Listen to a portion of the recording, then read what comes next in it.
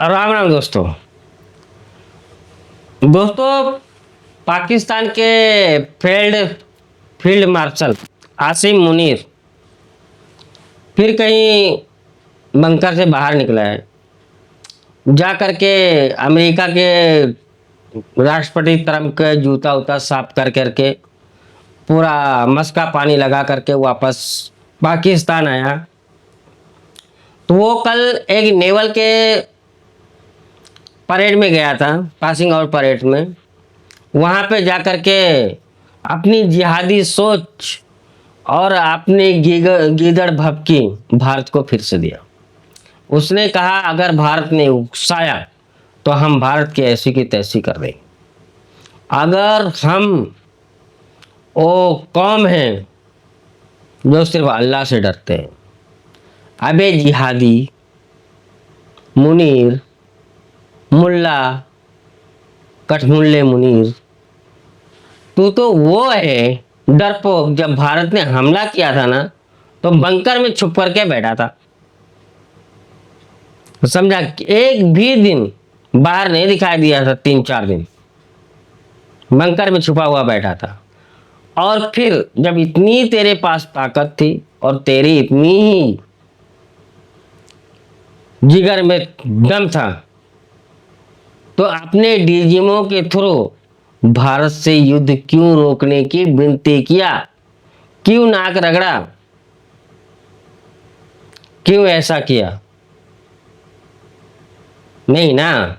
लेकिन तुम अपनी आवाम को चूतिया बना सकते हो, अपने आवाम को तुम पागल बना सकते हो, बाकी दुनिया के लोग पागल नहीं बनेंगे।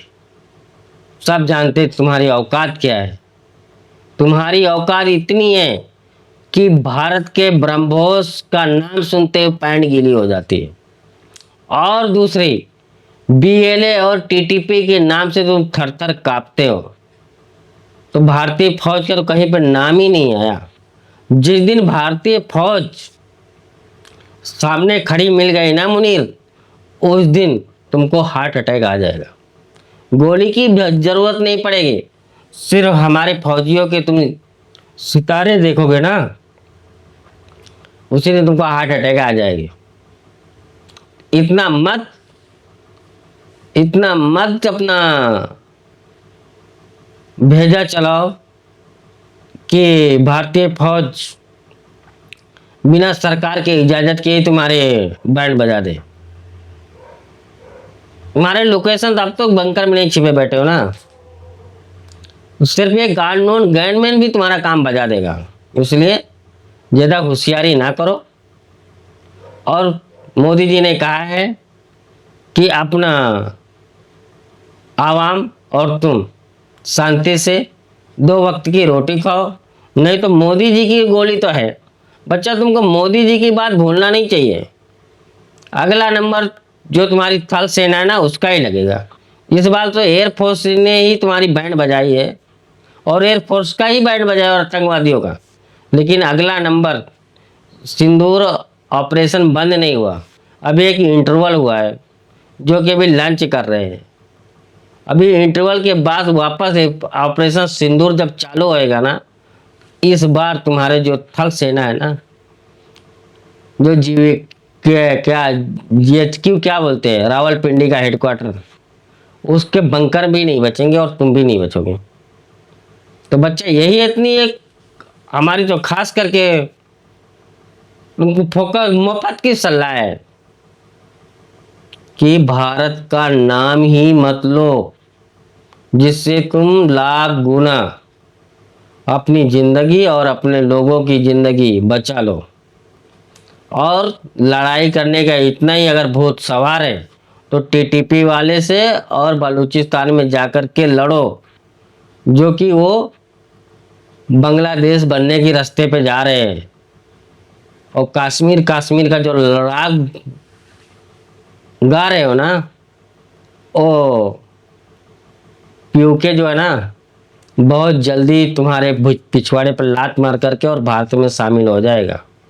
और तुम भारत के कश्मीर का नाम का माला जपते रहो।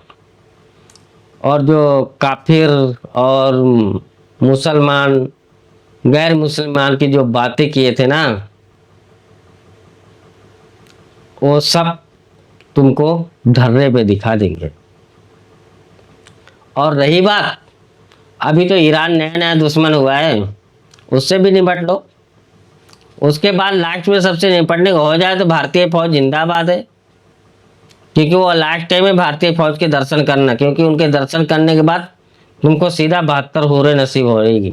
तो जब तक जीना चाहते हो दुनिया से झगड़ा लड़ाई कर लो, भारत के फौज के पीछे ना पड़ो, और नहीं तो भारत की फौज है ना, वो तुम्हारा आखिरी मिलन होगा और तुम सीधा 72 होरों के पास रवाना हो जाओ। दोस्तों वीडियो यहीं पे समाप्त करते हैं। प्लीज़ वीडियो को लाइक और सब्सक्राइब जरूर कर ले। जय हिंद, वंदे मातरम, भारत माता की जय हो।